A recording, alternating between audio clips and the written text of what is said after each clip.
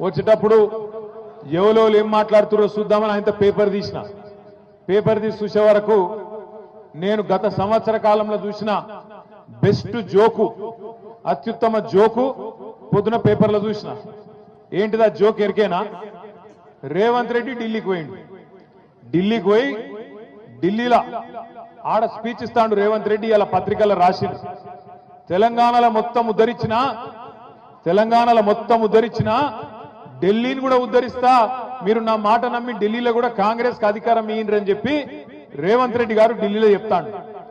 6 గ్యారెంటీలు అమలు చేసిన, రుణమాఫీ మొత్తం చేసిన, మొత్తం తెలంగాణను ఉద్ధరించిన, 100 రోజులలోనే అన్ని ఇచ్చిన మాటలన్నీ నిలబెట్టుకున్నా, అదే తరీఖన ఢిల్లీలో కూడా చేస్తా, మీరు నా మాట నమ్ముండ్రి, తెలంగాణ ముఖ్యమంత్రిగా చెప్తున్నా అని చెప్పి రేవంత్ రెడ్డి గారు ఢిల్లీలో చెప్తున్నారు.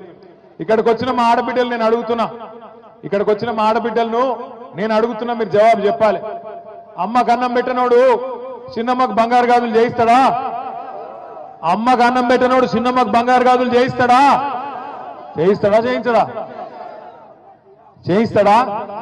చేయించాడు.